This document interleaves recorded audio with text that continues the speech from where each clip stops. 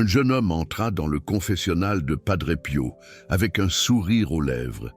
Il avait 23 ans, beau garçon, une réussite, et il pensait que sa vie amoureuse était un sujet de fierté. Il venait tout juste de rompre avec sa 5e petite amie de l'année, et il avait déjà l'œil sur la prochaine conquête. Pour lui, les relations étaient comme un jeu qu'il jouait très bien.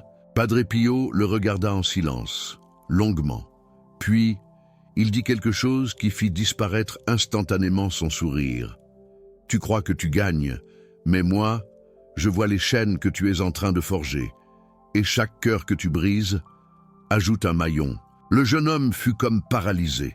Il était venu confesser des péchés insignifiants, des choses qu'il considérait comme normales pour quelqu'un de son âge. Mais Padre Pio voyait quelque chose de complètement différent. Il voyait les conséquences spirituelles de transformer l'amour en simple divertissement. Et ce que Padre Pio révéla à ce jeune homme ce jour-là changea non seulement sa vie, mais devint aussi l'un des enseignements les plus importants du saint sur les dangers des relations modernes. Dans les prochaines minutes, vous allez découvrir exactement ce que Padre Pio voyait quand il regardait des personnes qui traitent les rencontres comme des jeux, sans engagement.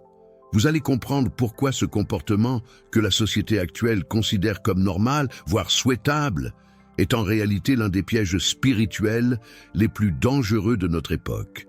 Et vous allez apprendre ce qu'il faut faire si vous reconnaissez ce schéma dans votre propre vie. Car ce message n'est pas seulement destiné à ceux qui jouent activement avec les cœurs d'autrui.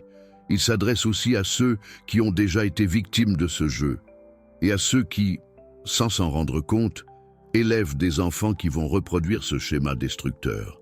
Mais avant de continuer, il faut que vous compreniez le contexte dans lequel Padre Pio vivait et pourquoi ses paroles sur les relations sont encore plus pertinentes aujourd'hui qu'elles ne l'étaient il y a 60 ans. Padre Pio est né en 1887, à une époque où la courtoisie avait un but clair, trouver un conjoint. Les familles se connaissaient, les rencontres étaient supervisées, l'engagement était attendu dès le début. Il n'existait pas cette idée de sortir avec quelqu'un juste pour s'amuser, pour passer le temps, pour voir ce que ça donne. Mais même à cette époque, Padre Pio percevait déjà les premiers signes d'un changement qui allait devenir dévastateur. Il voyait des jeunes commencer à traiter le cœur d'autrui comme quelque chose de jetable. Il voyait le début de ce qu'il appelait la banalisation de l'amour sacré. Et dans le confessionnal, il entendait les conséquences. Des femmes détruites par des hommes qui avaient promis l'amour et qui avaient disparu. Des hommes qui n'arrivaient plus à s'engager parce qu'ils avaient entraîné leur cœur à l'inconstance. Des mariages qui échouaient parce que l'un ou les deux conjoints n'avaient jamais appris ce que signifie choisir quelqu'un et rester. Padre Pio a dit un jour à un groupe de jeunes qui lui rendaient visite à San Giovanni Rotondo: « Le cœur humain n'a pas été fait pour être divisé en morceaux et distribué comme un échantillon gratuit. Chaque fois que vous donnez une partie de votre cœur à quelqu'un sans intention de permanence, vous diminuez votre capacité d'aimer vraiment. Et un jour, quand vous rencontrerez la bonne personne, vous découvrirez qu'il n'en reste pas assez à donner. » Ces paroles ont été prononcées dans les années 1950. Imaginez ce que Padre Pio dirait aujourd'hui, à une époque où les applications de rencontres ont transformé les relations en quelque chose d'aussi anodin que choisir un restaurant. À une époque où le ghosting, qui consiste simplement à disparaître sans explication, est considéré comme normal. À une époque où le fait de garder plusieurs options ouvertes simultanément est perçu comme de l'intelligence émotionnelle, plutôt que comme de la lâcheté morale. Mais Padre Pio n'avait pas besoin de vivre à l'ère numérique pour comprendre les conséquences spirituelles de ce comportement. Il les voyait directement avec les yeux de l'âme. Revenons au jeune homme dans le confessionnal. Après avoir fait cette remarque sur les chaînes et les maillons, Padre Pio posa une question que le jeune homme n'oublia jamais. « Combien de femmes ont pleuré à cause de toi ?» Le jeune homme hésita. Il n'avait jamais pensé à ça sous cet angle. Il s'était toujours vu comme le héros de sa propre histoire, le séducteur qui réussit. Les femmes qu'il laissait derrière lui n'étaient que des figurantes, qui n'avaient pas été assez bien pour le maintenir intéressé.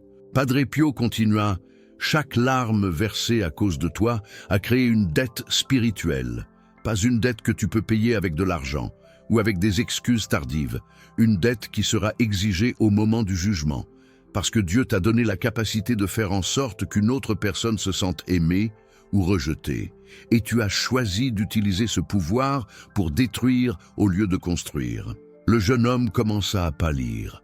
Il était habitué à des confessions rapides où il énumérait quelques péchés génériques, recevait une pénitence légère et passait à autre chose. Mais Padre Pio ne s'intéressait pas aux péchés génériques. Il exposait la racine du problème. « Tu n'es pas venu ici pour te confesser vraiment, » dit Padre Pio. « Tu es venu pour soulager ta conscience, sans changer ton comportement.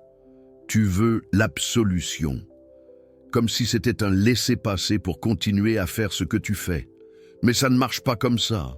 La confession exige le repentir, et le repentir exige la ferme intention de ne plus recommencer le péché. » Le jeune homme demanda quel était exactement son péché. Il ne comprenait vraiment pas. Après tout, il ne trompait personne. Il ne mentait pas sur son désir de mariage. Il était clair dès le début qu'il ne voulait rien de sérieux. Les femmes savaient dans quoi elles s'embarquaient. Pourquoi était-ce un péché? La réponse de Padre Pio fut l'une des explications les plus profondes sur la nature de l'amour et du péché, qui ait jamais été enregistrée. Tu penses que parce que tu n'as pas promis l'amour éternel, tu n'es pas en tort. Mais laisse-moi t'expliquer ce qui se passe vraiment. Quand tu t'approches d'une femme, même sans promesse verbale, tu éveilles en elle l'espoir. Il est de la nature féminine d'espérer que la proximité mène à l'engagement. Tu le sais, et tu utilises ça à ton avantage. Padre Pio fit une pause pour laisser les mots pénétrer. Tu te présentes comme disponible, comme intéressé, comme quelqu'un qui pourrait être son futur. Tu récoltes les bénéfices de cette attente, attention, affection, présence, peut-être intimité physique. Et quand tu obtiens ce que tu veux, tu révèles que tu n'as jamais eu l'intention de donner ce qu'elle espérait recevoir. Ce n'est pas de l'honnêteté, c'est de la manipulation. Le jeune homme tenta de se défendre. Il argumenta que les femmes font ça aussi, que c'est un jeu auquel les deux camps jouent, que personne n'est forcé de participer. Padre Pio secoua la tête lentement. Tu as raison de dire que le monde accepte ce jeu. Le monde l'encourage même, mais le monde n'est pas ton juge. Dieu l'est. Et devant Dieu, tu es responsable de ce que tu fais avec le pouvoir que tu as reçu. Tu as reçu le pouvoir de faire en sorte qu'une autre personne se sente valorisée ou rejetée. Et tu choisis répétitivement de les rejeter. Le fait que d'autres personnes le fassent aussi ne rend pas ton péché moins grave. Cela rend seulement l'état du monde plus lamentable. Cette conversation, elle a eu lieu en 1963. L'homme en question, dont le nom n'a jamais été révélé, par respect pour le secret de la confession, est devenu plus tard l'un des témoignages les plus puissants dans le procès de canonisation de Padre Pio. Il a raconté que cette confession avait complètement changé sa vie. Il s'est marié 3 ans après et est resté marié à la même femme jusqu'à sa mort, 52 ans plus tard. Mais le message de Padre Pio va bien au-delà d'une simple conversation. Il révèle des principes spirituels qui s'appliquent universellement. Le premier principe, c'est que l'amour n'est pas un jeu. Padre Pio insistait sur le fait qu'utiliser le langage du jeu pour décrire les relations était en soi un signe de problème spirituel. Dans les jeux, il y a des gagnants et des perdants. Les jeux sont faits pour le divertissement temporaire. Les jeux se terminent quand quelqu'un se lasse. Mais l'amour, le vrai amour, tel que Dieu l'a créé, n'a pas ces caractéristiques. L'amour véritable ne cherche pas à vaincre l'autre, mais à le servir. Il ne cherche pas le divertissement, mais la croissance mutuelle. Il ne se termine pas quand quelqu'un se lasse, mais persévère à travers les difficultés. Quand on traite les relations comme des jeux, on déforme fondamentalement la nature de l'amour. C'est comme vouloir utiliser un couteau de cuisine pour réparer une montre suisse. Ça ne marche pas. Le deuxième principe, c'est que chaque interaction romantique crée des liens spirituels. Padre Pio expliquait cela d'une manière qui surprenait beaucoup ceux qui l'écoutaient. Quand deux personnes se rapprochent romantiquement, disait-il, quelque chose d'invisible se produit au niveau spirituel. Ce n'est pas seulement de la chimie, ce ne sont pas seulement des hormones, c'est l'âme qui reconnaît la possibilité d'une union. Et chaque fois que cette possibilité est éveillée, puis rejetée, l'âme subit une blessure. Cette blessure, continuait Padre Pio, ne cicatrise pas facilement. Elle laisse des cicatrices qui affectent la capacité de faire confiance, de s'abandonner, d'aimer sans peur. Et celui qui cause la blessure porte la responsabilité de celle-ci devant Dieu. Il est comme le boulanger qui brûle le pain. Il doit en répondre. Vous comprenez la profondeur de cela? Padre Pio ne parlait pas seulement de morale traditionnelle ou de règles religieuses arbitraires. Il décrivait un mécanisme spirituel réel. L'âme humaine n'a pas été conçue pour des connexions jetables. Chaque connexion laisse une marque, et quand on multiplie les connexions superficielles, on endommage littéralement notre capacité de connexion profonde. C'est comme abîmer la terre en y plantant des graines à la va-vite. Le troisième principe est peut-être le plus perturbateur. Les schémas que nous créons ont tendance à se perpétuer. Padre Pio a alerté le jeune homme dans le confessionnal: si tu ne changes pas, tu vas créer des enfants qui feront la même chose que toi, pas parce que tu vas leur enseigner directement, mais parce que les enfants apprennent en observant. Ils voient comment les parents traitent les relations. Ils voient s'il y a engagement ou inconstance. Ils voient si l'amour est sacré ou jetable. Et ils reproduisent ce qu'ils ont vu. C'est comme regarder un film et vouloir refaire les mêmes scènes. Cette observation est confirmée par des décennies de recherche. En psychologie, les enfants de parents qui ont traité les relations de manière désinvolte ont tendance à faire de même. Les enfants de foyer, avec de multiples partenaires transitoires, ont plus de difficultés à former des liens stables. Le schéma se perpétue à travers les générations, jusqu'à ce que quelqu'un décide de briser le cycle. C'est un peu comme une recette de famille qui se transmet de génération en génération. Padre Pio voyait cela spirituellement, bien avant qu'il n'existe des études scientifiques sur le sujet. Il voyait les chaînes intergénérationnelles de comportements destructeurs. Et il avertissait que chaque personne a la responsabilité, non seulement de ses propres actions, mais de l'héritage qu'elle laisse. Nous sommes tous des passeurs de mémoire.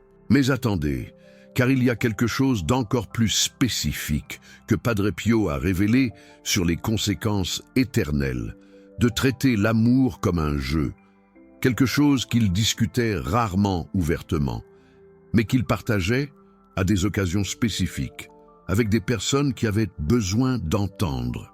En 1965, une femme est venue se confesser auprès de Padre Pio, portant une douleur profonde. Elle avait 42 ans et ne s'était jamais mariée, non pas par manque d'opportunités, mais parce qu'elle avait passé sa jeunesse à jouer le même jeu que les hommes jouaient. Elle avait été celle qui rejetait, celle qui contrôlait, celle qui ne se permettait jamais de vulnérabilité. Maintenant, des décennies plus tard, elle était seule. Tous les hommes qui auraient pu être de bons maris étaient passés à autre chose, et les seuls qui la recherchaient encore étaient ceux qui voulaient jouer le même jeu qu'elle avait joué. Elle récoltait ce qu'elle avait semé, tel est pris qui croyait prendre. Padre Pio a écouté sa confession avec compassion, mais n'a pas adouci la vérité. Vous avez traité le cœur des autres comme un jouet Et maintenant, vous découvrez que votre propre cœur s'est transformé en jouet aussi. Vous vous êtes enseigné que l'amour est un jeu. Et maintenant, vous ne réussissez plus à désapprendre. Chaque fois que quelqu'un s'approche, avec une intention genuine, vous vous méfiez. Chaque fois que vous ressentez quelque chose de vrai, vous reculez. Vous avez construit des murs si hauts que même vous-même ne réussissez plus à les escalader. C'est comme devenir prisonnier de sa propre forteresse. La femme a demandé s'il y avait de l'espoir pour elle, s'il était possible de renverser des décennies de schémas destructeurs. La réponse de Padre Pio offrait de l'espoir, mais sans illusion. Il y a de l'espoir, il y a toujours de l'espoir, tant qu'il y a de la vie. Mais la guérison ne sera ni facile ni rapide. Vous avez passé 20 ans à endurcir votre cœur. N'espérez pas l'attendrir. En 20 jours, il faudra une prière constante, une confession sincère et une décision quotidienne de choisir la vulnérabilité au lieu de l'autoprotection. Et même ainsi, certaines conséquences de vos choix passés demeureront. Vous ne pourrez peut-être pas récupérer le temps perdu, mais vous pouvez empêcher que plus de temps ne soit perdu. Il n'est jamais trop tard pour bien faire. Cette conversation illustre quelque chose de crucial que Padre Pio enseignait. Les conséquences du péché sont réelles et durables, même quand le péché est pardonné. L'absolution enlève la culpabilité éternelle, mais ne renverse pas nécessairement les dommages causés dans cette vie. La femme pouvait être complètement pardonnée par Dieu, et pourtant vivre avec les conséquences pratiques de ses choix passés. Ce n'est pas de la cruauté divine, c'est simplement la façon dont la réalité fonctionne. Si vous passez des années à détruire votre santé avec de mauvaises habitudes, et ensuite vous vous repentez, Dieu pardonne, mais votre corps porte encore les marques de ce que vous avez fait. De même, si vous passez des années à détruire votre capacité d'aimer, avec des relations jetables, et ensuite vous vous repentez, Dieu pardonne, mais votre âme porte encore les cicatrices. La bonne nouvelle, c'est que Dieu peut guérir, même les blessures les plus profondes. La mauvaise nouvelle, c'est que la guérison requiert généralement du temps, de l'effort et de la souffrance. Elle n'est ni automatique ni instantanée. Ce n'est pas un coup de baguette magique. Padre Pio offrait aux personnes dans cette situation un chemin spécifique de récupération, un chemin qu'il a développé au fil des décennies, en observant des âmes blessées par l'amour distordu. La première étape, il enseignait, était l'honnêteté brutale avec soi-même. Il était nécessaire de reconnaître exactement ce qu'on avait fait et pourquoi, ne pas minimiser, ne pas justifier, ne pas blâmer les autres ou les circonstances, assumer pleinement la responsabilité de ses propres choix. Vous n'avez pas été victime des circonstances, disait-il fréquemment. Vous avez choisi, dans chaque rencontre, dans chaque rupture, dans chaque cœur que vous avez blessé, vous avez fait un choix, et tant que vous ne reconnaîtrez pas cela, vous ne pourrez pas changer. Il faut accepter sa part de responsabilité. La deuxième étape était la confession complète. Il ne suffisait pas de mentionner vaguement qu'il avait eu des relations problématiques.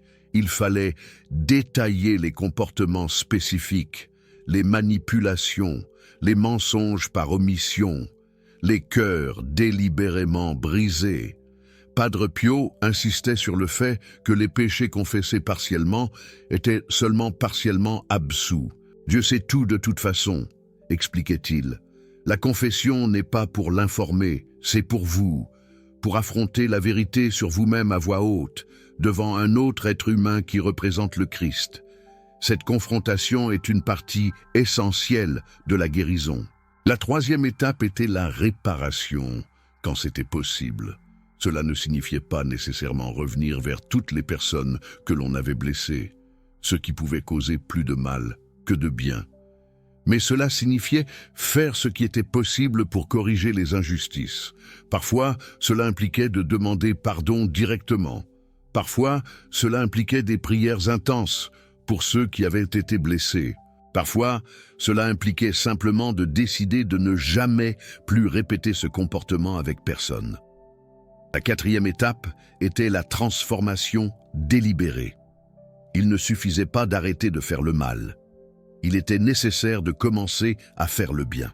Padre Pio recommandait que les personnes ayant des antécédents de relations superficielles pratiquent délibérément l'engagement dans d'autres domaines de la vie. Engagement envers un travail, même quand il est difficile. Engagement envers des amitiés, même quand elles sont incommodes. Engagement envers des pratiques spirituelles, même quand on n'en a pas envie. Vous avez entraîné votre âme à l'inconstance, expliquait-il. Maintenant, vous devez l'entraîner à la fidélité. Et cet entraînement ne peut pas se faire seulement dans les relations amoureuses, parce que vous n'êtes pas encore prêt pour elles. Il doit se faire dans tous les domaines de la vie, quand vous apprendrez à être fidèle dans le peu. Vous serez préparé à être fidèle dans le beaucoup. Ce conseil de Padre Pio sur l'entraînement à la fidélité dans tous les domaines de la vie est profondément sage, parce que le caractère est indivisible. La personne qui est infidèle dans les petites choses sera infidèle dans les grandes. La personne qui abandonne ses engagements quand ils deviennent difficiles dans un domaine fera de même dans un autre. L'entraînement à l'amour véritable se fait à chaque instant de la vie, et pas seulement dans les moments romantiques. Mais laissez-moi vous parler d'une dimension supplémentaire que Padre Pio a révélée, quelque chose que peu de gens ont le courage de discuter ouvertement. Il parlait des conséquences spirituelles spécifiques de l'intimité physique dans les relations sans engagement. Dans une conversation privée avec un groupe de jeunes universitaires qui lui ont rendu visite en 1966, Padre Pio a abordé directement le thème que la société moderne traite comme un tabou. Vous entendez le monde dire que l'intimité physique n'est qu'un besoin biologique, commença-t-il, que ce n'est pas différent de manger ou de dormir, que cela peut être satisfait avec n'importe qui et disponible, à condition qu'il y ait consentement, mais c'est un mensonge qui vient directement de l'enfer. Les jeunes écoutaient en silence. L'intimité physique a été créée par Dieu comme l'expression maximale d'union entre deux personnes. Ce n'est pas seulement une rencontre de corps, c'est une rencontre d'âme. Et quand vous la pratiquez en dehors de l'engagement total que le mariage représente, vous créez des unions spirituelles qui sont ensuite violemment rompues. Un des jeunes demanda pourquoi cela serait différent de simplement terminer une relation. Padre Pio expliqua, quand vous terminez une relation où il n'y a pas eu d'intimité physique, il y a de la tristesse, il y a une perte, mais les âmes se séparent de façon relativement propre. Mais quand vous terminez quelque chose où il y a eu union physique, vous arrachez quelque chose qui a été cousu au niveau le plus profond. C'est comme arracher un pansement qui a collé à la plaie. Ça fait plus mal, ça saigne plus, ça laisse une cicatrice plus grande. Cette analogie peut paraître simpliste, mais Padre Pio décrivait une réalité spirituelle que la science moderne commence à confirmer. Des études montrent que l'intimité physique libère des hormones de liaison qui créent un attachement émotionnel profond. Quand cet attachement est répétitivement créé et rompu, le système hormonal commence à fonctionner de façon dysfonctionnelle. Les gens perdent la capacité de former des liens sains. Mais Padre Pio allait au-delà de la biologie. Il parlait de dommages spirituels qu'aucune étude scientifique ne peut mesurer. Chaque union hors du mariage, continua-t-il, laisse un résidu dans l'âme. Ce n'est pas seulement un souvenir, c'est une présence. Et plus vous avez d'union avec des personnes différentes, plus vous devenez fragmenté. Il arrive un point où vous ne savez plus qui vous êtes, parce que vous portez des morceaux de tant d'autres personnes à l'intérieur de vous. Ce concept de fragmentation spirituelle peut paraître étrange pour les mentalités modernes. Mais beaucoup de personnes qui ont vécu cette expérience reconnaissent exactement ce que Padre Pio décrivait, la sensation de vide même entouré de partenaires, l'incapacité de se sentir complet avec une seule personne, le besoin constant de nouveauté, parce que la répétition expose le vide. Padre Pio offrait l'espoir même à ces âmes fragmentées, mais l'espoir venait avec des exigences sérieuses. La première exigence était la chasteté radicale. Non seulement éviter de nouvelles unions, mais récupérer l'intégrité à travers l'abstinence prolongée. Padre Pio recommandait que les personnes ayant de multiples partenaires passés vivent dans une chasteté complète pendant au moins 2 ans avant de considérer toute nouvelle relation amoureuse. Vous devez donner du temps à votre âme pour se reconstruire, expliquait-il. Les fragments doivent être ramassés, les plaies doivent cicatriser, et cela n'arrive pas si vous continuez à ouvrir de nouvelles plaies. La seconde exigence était la confession spécifique de chaque union illicite. Padre Pio n'acceptait pas les confessions génériques comme « j'ai eu des relations hors du mariage ». Il voulait savoir combien de personnes, dans quelles circonstances, et s'il n'y avait eu que du plaisir ou aussi de la manipulation impliquée. Chaque situation est différente, expliquait-il. La confession doit refléter la réalité spécifique de ce que vous avez fait, pas pour vous humilier, mais pour que vous affrontiez complètement vos actions et puissiez être complètement absous d'elles.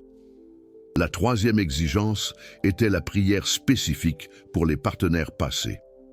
Padre Pio recommandait que la personne offre au moins un chapelet complet pour chaque personne avec qui elle s'était impliquée intimement, de façon illicite. Vous êtes unis à ces personnes de façon que vous ne comprenez pas, expliquait-il, et cette prière aide à guérir non seulement vous, mais aussi elles. Certaines de ces personnes peuvent souffrir à cause de ce que vous avez fait ensemble. Votre prière peut être l'instrument de la grâce pour leur guérison. Cet enseignement sur la prière pour les partenaires passés était révolutionnaire. La plupart des gens essaient d'oublier complètement les personnes avec qui ils se sont impliqués de façon erronée. Ils les bloquent sur les réseaux sociaux, évitent les endroits où ils pourraient les rencontrer, font comme si elles n'avaient jamais existé. Mais Padre Pio insistait sur le fait que cette amnésie forcée ne résolvait rien au niveau spirituel. Les connexions existaient toujours. Les dommages étaient toujours là. La seule vraie guérison, c'était d'affronter la réalité et de travailler activement à la transformer par la prière. Maintenant, laissez-moi vous raconter quelque chose de plus précis que Padre Pio enseignait sur la façon de distinguer l'amour véritable du jeu qui lui ressemble, mais qui n'en est pas. Il a développé ce qu'il appelait les 3 tests de l'amour véritable. 3 questions qu'une personne devrait se poser avant de s'engager romantiquement avec qui que ce soit. Le premier test était le test de l'éternité. Pouvez-vous imaginer passer l'éternité avec cette personne? Pas seulement les vacances, pas seulement les bons moments, mais littéralement, pour toujours. Si la réponse est non, ou si la question vous semble trop absurde pour être envisagée, vous n'aimez pas, vous vous amusez. Padre Pio expliquait, le mariage catholique est un sacrement qui prépare 2 personnes à l'éternité ensemble. Si vous ne pouvez même pas imaginer cette éternité, vous ne devriez pas vous engager romantiquement. Vous utilisez simplement l'autre pour une satisfaction temporaire. Le deuxième test était le test de la souffrance. Seriez-vous prêt à souffrir pour cette personne? Pas seulement à subir un petit désagrément, mais à souffrir vraiment. À renoncer à des choses importantes, à prendre soin d'elle si elle tombait malade, à rester si elle perdait sa beauté, tout son argent, sa santé. Si la réponse est non, vous n'aimez pas, vous consommez. Padre Pio était direct à ce sujet. L'amour véritable ne concerne pas ce que vous recevez, il concerne ce que vous donnez, et la preuve ultime de l'amour est la disposition au sacrifice. Jésus a aimé l'Église et s'est livré pour elle. C'est le modèle. Si vous n'êtes pas prêt à vous livrer, vous n'aimez pas. Le troisième test était le test de la sanctification. Cette relation vous rapproche-t-elle de Dieu ou vous en éloigne-t-elle? Cette personne vous encourage-t-elle à prier, à vous confesser, à vivre vertueusement? Ou vous encourage-t-elle à négliger votre vie spirituelle en faveur d'un plaisir immédiat? Si la relation vous éloigne de Dieu, peu importe à quel point elle semble bonne, elle est destructive. Padre Pio considérait cela comme le test le plus important. Beaucoup de relations semblent bonnes parce qu'elles produisent des sentiments agréables. Mais les sentiments ne sont pas le critère. Le critère est la sanctification. Si vous devenez une personne meilleure, plus sainte, plus proche de Dieu, la relation peut être de Dieu. Si vous devenez plus mondain, plus négligent envers la foi, plus axé sur le plaisir immédiat, la relation est un piège de l'ennemi. Aussi agréable qu'elle puisse paraître, ces 3 tests, lorsqu'ils sont appliqués honnêtement, éliminent immédiatement la plupart des relations que les gens poursuivent. La plupart des dates modernes ne passent même pas le premier test. Les gens ne pensent même pas à l'éternité. Ils pensent au nombre de semaines ou de mois que la relation va durer. Ils traitent l'amour comme un abonnement de service qui peut être annulé à tout moment. Padre Pio avertissait que cette mentalité de jetable créait une génération incapable de véritable engagement. Et il voyait les conséquences de cela, non seulement dans les relations romantiques, mais dans tous les domaines de la vie. Si vous ne pouvez pas vous engager envers une personne, disait-il, vous ne pourrez pas non plus vous engager envers un travail, envers une communauté, envers une foi. Le muscle de l'engagement est unique. Lorsque vous l'atrophiez dans un domaine, il s'atrophie partout. Cette observation est effrayante, confirmée par ce que nous voyons aujourd'hui. Les mêmes personnes qui passent d'une relation à l'autre, passent aussi d'un emploi à l'autre, d'une ville à l'autre, d'un hobby à l'autre. L'inconstance devient un mode de vie. Et au final, ces personnes arrivent à la mi-vie sans avoir rien construit de durable dans aucun domaine. Mais le message de Padre Pio n'était pas de désespoir, c'était d'urgence transformatrice. Si vous vous êtes reconnu dans les descriptions que j'ai faites jusqu'à présent, disait-il fréquemment, il y a de l'espoir. Il y a toujours de l'espoir, tant qu'il y a de la vie. Mais l'espoir requiert de l'action, requiert une décision, requiert un changement réel, pas seulement de bonnes intentions. Et ensuite, il offrait ce qu'il appelait un programme de récupération pour les cœurs fragmentés, un programme pratique que n'importe qui pourrait mettre en œuvre immédiatement. Le premier élément était le jeûne de relation pendant au moins 1 an. Aucun engagement romantique, aucun flirt, aucune date occasionnelle, aucune maintenance d'options. Une année complète de solitude volontaire pour permettre à l'âme de guérir. Le deuxième élément était l'intensification de la vie spirituelle, confession au moins mensuelle, si ce n'est plus fréquente, messe quotidienne, si possible, hebdomadaire au minimum, rosaire quotidien, lecture spirituelle régulière. L'âme qui a été vidée par des relations vides doit être remplie de substance divine. Le troisième élément était le service aux autres sans aucune attente de retour romantique, bénévolat dans les hôpitaux, les maisons de retraite, les orphelinats, prendre soin de personnes qui ne peuvent rien offrir en retour, cela rééduque le cœur à donner sans espérer. Le quatrième élément était la construction d'amitiés authentiques avec des personnes du même sexe. Beaucoup de personnes qui passent d'une relation à l'autre ont des amitiés très superficielles. Apprendre à avoir de vrais amis qui connaissent vos défauts et vous aiment malgré tout est une préparation essentielle pour l'amour conjugal. Le cinquième élément était la direction spirituelle régulière. Trouver un prêtre ou un directeur spirituel avec qui vous pourriez parler ouvertement de votre parcours de récupération. Quelqu'un qui pourrait offrir des conseils, des corrections et des encouragements. Padre Pio promettait que quiconque suivrait ce programme avec sérieux verrait une transformation réelle, pas magique, pas instantanée, mais réelle. La capacité d'aimer véritablement serait restaurée, la fragmentation serait guérie et éventuellement la personne serait prête pour une relation qui pourrait mener au mariage sacré. Mais il mettait aussi en garde contre les obstacles qui surgiraient. Le plus grand obstacle, disait-il, est l'impatience.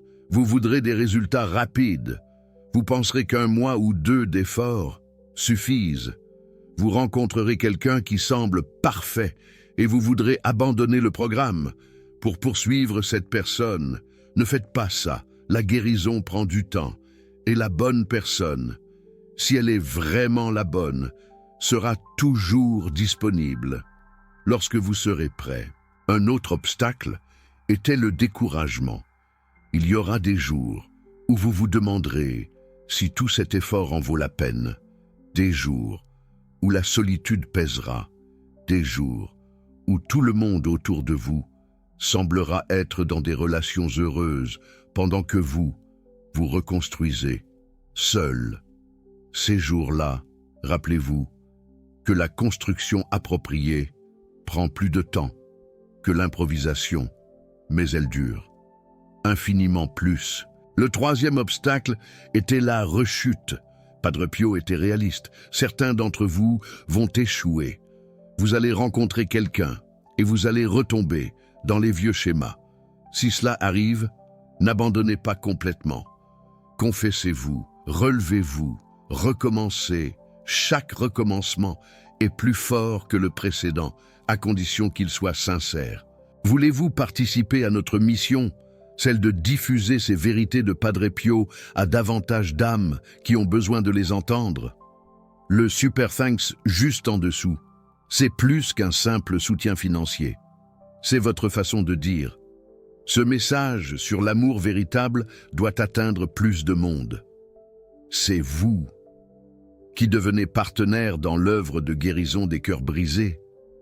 Quand vous cliquez sur ce cœur doré, vous aidez à libérer des personnes, des schémas destructeurs qui les emprisonnent. Padre Pio disait que ceux qui aident à répandre la vérité sur l'amour véritable participent à chaque mariage sauvé, à chaque famille restaurée, à chaque âme qui trouve le chemin vers des relations saines. Voulez-vous prendre part à ces bénédictions? Si vous le souhaitez, prions ensemble la prière que Padre Pio enseignait à ceux qui désiraient être guéris des schémas destructeurs dans leurs relations. Ô Dieu qui est amour, je viens à toi avec mon cœur brisé. J'ai eu tort de traiter l'amour comme un jeu. J'ai eu tort de blesser les autres et moi-même, dans la recherche d'un plaisir vide. Je te demande pardon pour chaque cœur que j'ai peiné. Je te demande la guérison de ma propre capacité à aimer, par l'intercession de Saint Padre Pio.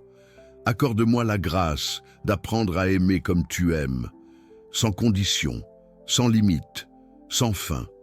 Prépare-moi pour l'amour véritable qui vient de toi, et jusqu'à ce que cet amour arrive, donne-moi la force d'attendre dans la pureté et l'espérance.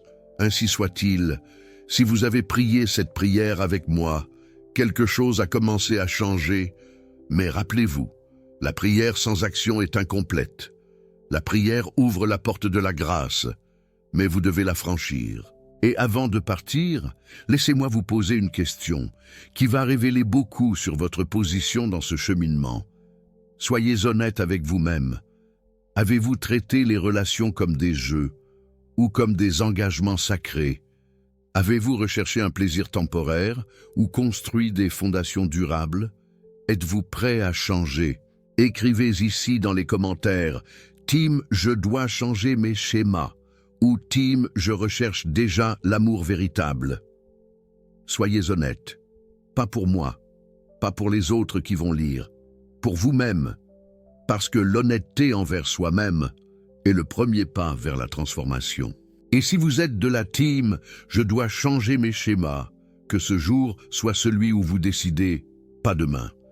Pas quand vous terminerez votre relation actuelle. Aujourd'hui, maintenant. Parce que chaque jour que vous remettez à plus tard est un jour de plus de dommage à votre capacité d'aimer véritablement.